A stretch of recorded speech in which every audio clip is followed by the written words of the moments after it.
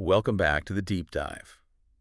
We're doing something a little different today. Usually we're looking at, history or tech trends or these big scientific concepts. But today we are taking a stack of research and pointing it right at the device in your pocket. We're tackling a question that, well, it sounds incredibly simple on the surface, but the deeper you go, the more it kind of messes with your head. Yeah. When is a game not actually a game? It sounds like a riddle, something you'd find on a bubblegum wrapper. But in the real world, and I'm talking industries like healthcare, defense, education, this is a multi-million-dollar question. Right. Because if you can't tell the difference between a game, a toy, and a simulator, you're going to run into some really serious problems. Picture this. You've got a pilot training in a flight simulator. To me, or anyone walking past, that looks a lot like a really high-end video game. Totally. They're holding a joystick, looking at a screen. Exactly. Or a surgeon practicing on a 3D computer model. Are they gamers? Well, most people would just throw terms around, right? Simulator, serious game, gamification. They'd use them all to describe that scene. But the source material we're digging into today argues that those words, they are not synonyms. And that matters. It matters hugely. If you're a hospital trying to buy a training tool or a researcher trying to measure if that tool even works, you can't just lump it all together because it feels like playing. Exactly. And to help us sort through this whole mess, we're looking at a really fascinating research paper today. It's titled, A Formal Approach to Distinguish Games, Toys, Serious Games and Toys, Serious Repurposing and Modding, and Simulators. It's a mouthful. It is a mouthful. It's by Quentin Alvarez and his colleagues. And what Alvarez and his team have done is, well, it's essential. They've moved beyond the I know it when I see it feeling about games. They've built a formal, logical system, a taxonomy. So our mission today is to build a kind of mental shelf for all these digital things. We're going to look at the atoms of gameplay, figure out why SimCity might not actually be a game, which I know is going to upset some people. Oh, for sure. And really understand the difference between just playing and actually training. So where do we even start with this? We have to start at the absolute foundation. Before we can even touch serious games or simulations, we have to agree on what a game actually is.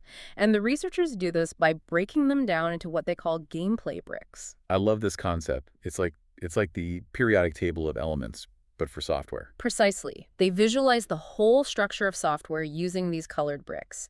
And there are two main types you really need to wrap your head around to get the system. Okay. First, you have the means bricks. In their model, these are blue. Means bricks. So what does that cover? That's your agency. These are the tools the player uses to interact. So things like move, create, manage, or shoot. Okay. If you're pressing a button to make Mario jump, that's a means brick. If you're using a mouse to drag a zone onto a map, that's also a means brick. Okay, so move is the joystick. Shoot is the trigger. They're the verbs. Exactly. But just having verbs isn't enough to make a game. The second type is the objective bricks. These are yellow, and they are things like avoid, match, or destroy. So destroy would be shooting the alien. Match is like lining up 3 candies in Candy Crush. Correct. Now, here is the golden rule the researchers propose. To be formally classified as a game, an artifact must have an intrinsic objective. It has to have a yellow brick. Intrinsic meaning from the software itself. Yes. The software itself has to define a win or a loss state. Okay, let's test that on a classic. Pac-Man. Pac-Man is the textbook definition. It has explicit means you move the joystick, but crucially, it has explicit objectives coded right in. Eat all the dots, that's a match, or destroy a brick, and avoid the ghosts. Right. Software tracks your score, and if you clear the board, the code triggers a win state for that level. You get caught, it triggers a lose state, game over. That makes perfect sense for arcade stuff. But what about something more narrative? The paper mentions Her Story, that detective game where you're just watching old police interviews? Yeah, that one. It feels so different from Pac-Man. It feels different, sure, but structurally it's still a game. You have the means, you search keywords to find videos, but you also have an intrinsic goal that's embedded in the code. Okay. You have to match keywords to unlock specific clips to solve the mystery. The designer has programmed a finish line. You're trying to achieve a specific state that the computer defines. Okay, so that's a game. Rules plus a win-lose state. Now, This is where it gets really interesting, and honestly, where my mind was a little blown reading this. The researchers argue that SimCity is not a game. This is the aha moment, and it usually causes a bit of an argument. Under this formal taxonomy, SimCity is technically a video toy. A toy, wait, toy. That feels almost insulting to the hours I spent carefully zoning residential areas. But walk me through it. Why is it a toy? Just think back to the gameplay bricks. SimCity has tons of blue means bricks, right? You create zones, you manage the budget, you move the camera. Yeah, you have tons of agency. But where's the yellow objective brick? Well, the objective is you want a big city. You want happy citizens, Yeah. a high population. You want those things, but does the software ever actually tell you win? Does the screen fade to black and say, congratulations, you have beaten SimCity? No, I guess not. Oh, It really? just keeps going until you get bored or you decide to, I don't know, summon a tornado. Exactly. The software tracks variables, population, budget, whatever, but it doesn't enforce a victory condition. It's a sandbox, open-ended. Right. In game theory, this is the whole difference between Paideia, which is freeform play, and Ludus, which is structured gaming with rules and outcomes. Because SimCity lacks that intrinsic win-lose state, it is formally a video toy. That Paideia versus Ludus thing, that's huge. It explains so much. It's like the difference between playing with Legos, which is a toy, and playing a game of chess. Precisely. With Legos, you set your own goal. I'm going to build a castle. Yeah. The Legos don't care if you build a castle or a spaceship. With chess, the rules set the goal. Checkmate the king. You can't just decide, I win because my knight looks cool. So SimCity is just digital Legos, and they apply this to other titles too, right? Like Proteus. Yes, Proteus is what people often call a walking simulator. You just explore an island, the music changes, the seasons change. It's a beautiful experience. Right. You move and you experience means bricks. But there is no objective to beat. So, formally, it's a video toy. Okay, I'm sold. I'm on board. Yeah. We have games rules plus win-lose. And we have toys means, but no win-lose.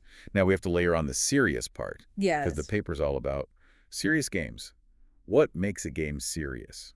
It's not just that it's boring or about a heavy topic. The researchers propose an equation. Serious game equals utilitarian function plus video game. Utilitarian function. That sounds very industrial, like a forklift or something. It just means the game has a job to do. It's not just for entertainment. It serves a real-world purpose. The paper breaks it down into 3 main types of these functions. Okay, let's break those down, because I think this is where a lot of companies get confused. The first function is to broadcast a message. This could be educational, persuasive, informative. The paper mentions a game called Out of Time. What was that one? Yeah, Out of Time is a perfect example. It's an adventure game for teenagers who've just been diagnosed with type 1 diabetes. Now, as a game, it's a standard point-and-click mystery. You solve a murder, you have objectives, you can win or lose. So the game part is the mystery. Right, but the serious function is to broadcast the message that you can still live an active, exciting life while managing the disease. The whole narrative reinforces that educational message. Got it. So message is number 1. What's the second function? The second is to provide training. This is all about improving physical or cognitive skills. They use the example of Vorsi fish. Right. Vorsi fish is used in physical rehab for upper limbs. So imagine a patient standing in front of a camera.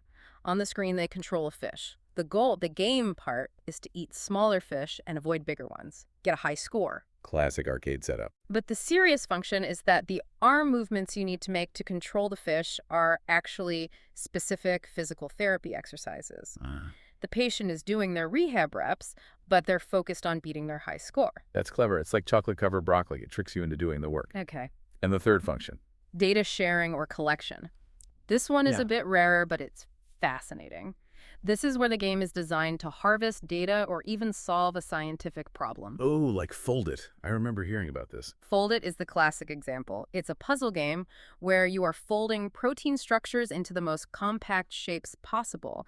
And it turns out humans are actually better at this kind of spatial reasoning than computers in some cases. So you're just playing a puzzle on your laptop, trying to get on the leaderboard? Exactly, but the data from your moves is sent to scientists to help develop drugs for HIV and cancer.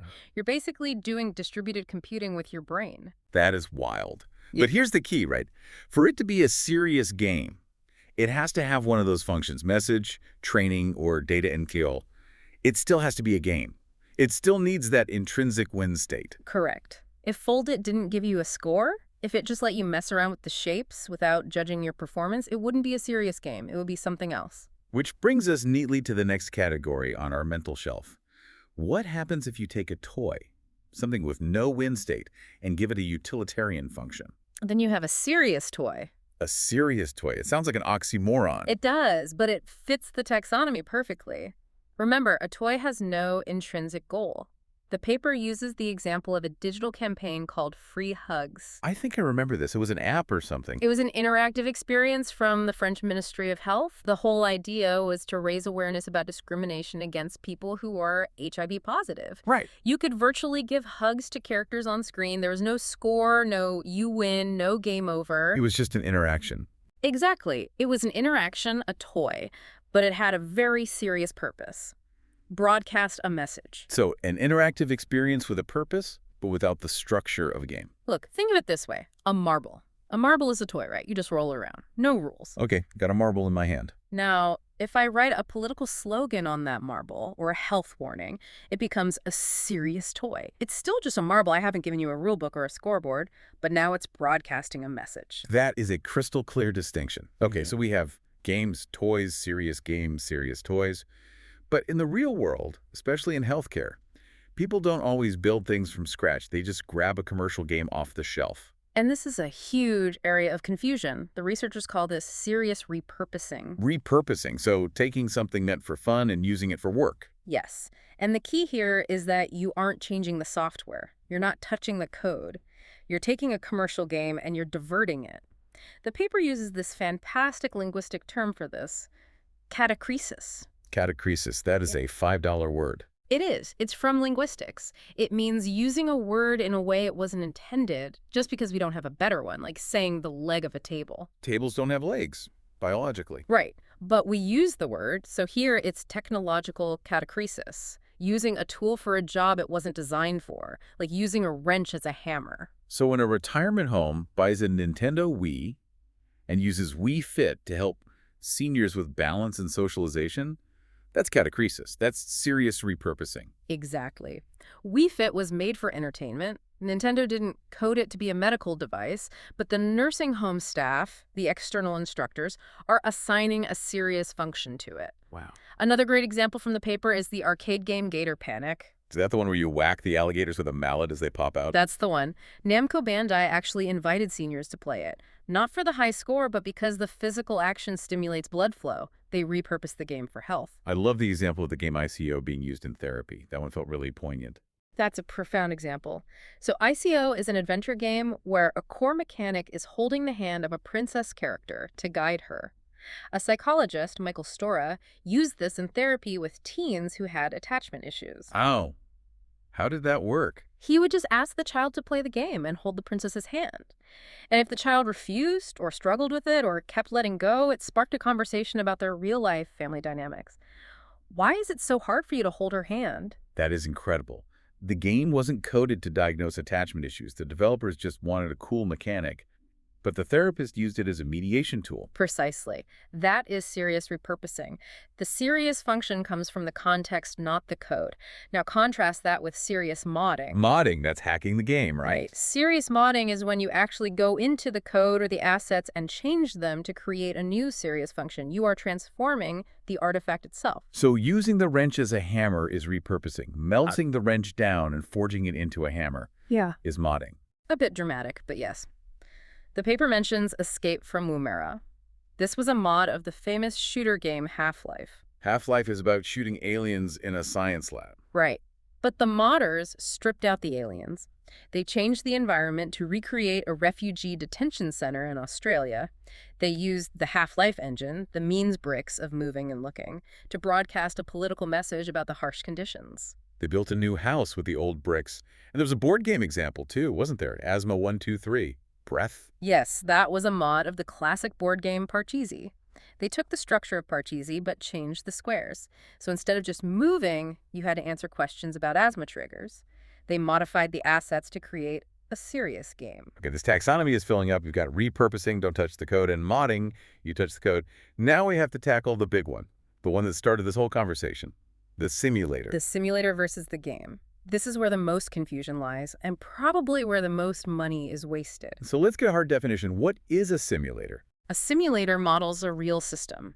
An aircraft, an anesthesia machine, you name it. Its primary goal is accuracy, realism. But doesn't that make it a serious game? If I'm training on a virtual anesthesia machine, isn't that a game? I'm interacting with it? Not necessarily. And here's the crucial difference. Simulators generally do not have intrinsic objectives provided by the software. Wait, really? But in a flight sim, I'm trying to land the plane. That feels like an objective. You are trying to land the plane. Or your instructor told you to land the plane. But the software itself, it's just calculating physics. It doesn't usually have a big "you win" banner if you touch down smoothly. It's a tool. It doesn't care if you succeed or fail. It just shows you what happens. So it comes down to who sets the goal. Exactly. The instructor variable. In a true simulator context, like the virtual anesthesia machine mentioned in the paper, a human instructor sets the goal. Keep the patient alive for 5 minutes. Land in this storm. The goal is extrinsic. It's outside the software. So if I'm just messing around in a flight simulator doing barrel rolls over my house, I'm treating it like a peer. A toy. You're in Padia mode. Free play. And if an instructor sits behind me and says, fly to Paris and maintain this altitude, it becomes a simulation exercise. But, and here's the kicker, the gray area. What if the software has a mission mode and it says land in storm and it gives me a score of 95 out of 100? Then, and only then, does it cross the line into becoming a serious game, because the software has taken over the role of the instructor. It has provided an intrinsic objective, a yellow brick, and a method of evaluation. Oh, that's so nuanced, but I see why it matters so much. If I'm a hospital director and I buy a simulator, I need to know that I also need to pay a human instructor to run it. Exactly. That is the takeaway. If you buy a serious game, the software should, in theory, teach and evaluate the student automatically. If you buy a simulator, you're buying a tool that needs a teacher. That's the so what of this entire deep dive. It's not just semantics. It's about what the product actually does and who needs to be in the room. This is why the researchers made this whole matrix or taxonomy table. They looked at all these artifacts and classified them based on criteria like intrinsic versus extrinsic goals and market. And the big takeaway is that serious game is not a synonym for simulator. Correct. A serious game has a specific formal signature. They abbreviate it as CIML. It's a created artifact with an intrinsic goal using means, and it has a utilitarian function linked to it. And a simulator has a different signature. It relies on extrinsic goals. And having this clarity is what allows researchers to actually study these things. If you do a study on serious games, but half your subjects are using simulators and the other half are using repurposed commercial games, your data is going to be a complete mess. You're comparing apples to wrenches. Exactly, and you can't build a science on that. So let's bring it all home. We've built the shelf. Let's do a quick recap for you so you can impress your friends next time you see someone playing Candy Crush. Okay, lightning round. First, game. That's rules plus an intrinsic win-lose state, like Pac-Man. Second, toy. Play plus means, but no win-lose state. SimCity, or a marble. Then we get serious. Serious game. That's a game plus a purpose. Message, training, or data. Think folded. And serious toy. A toy plus a purpose, like that free hugs campaign. Then the adaptations. Serious repurposing. Using a fun game for health without changing the code. We fit in rehab. That's your technological catechesis. Serious modding. Hacking the code to add a purpose. Escape from Woomera. And finally, the simulator. A realistic model that usually needs an external instructor to set the goals. And if the software does the scoring, it becomes a serious game. You've got it. That is the taxonomy of play. It really changes how you look at your phone screen, doesn't it? I'm looking at my fitness tracker app right now. And what do you see? Well, it has rings I have to close. It tells me you achieved your goal. It gives me badges. Sounds like it has yellow bricks. It's a serious game. I am playing a game with my health. You are. And that's fine as long as you know the difference. But I want to leave you with one final thought to mull over. We've drawn these neat lines today. Game versus toy, simulator versus game. But technology moves fast. Oh, so? Well, we're entering the era of generative AI. Imagine a toy, something open-ended, that uses AI to watch how you play. It learns your skill level, sees what you enjoy, and it dynamically generates objectives for you on the fly. So a sandbox that builds its own castles for you. Or a simulator that learns from your mistakes and turns itself into a game over time. If the software can generate its own yellow bricks, does our taxonomy break? That is a head-scratcher. It is. But for now, just look at the apps on your phone. Look at that language learning app with the little green owl. And ask yourself, is this a game? Is it a toy? Or is it a simulator of a conversation? And knowing the answer might just change how you use it. Thanks for diving deep with us today. Always a pleasure. See you on the next one.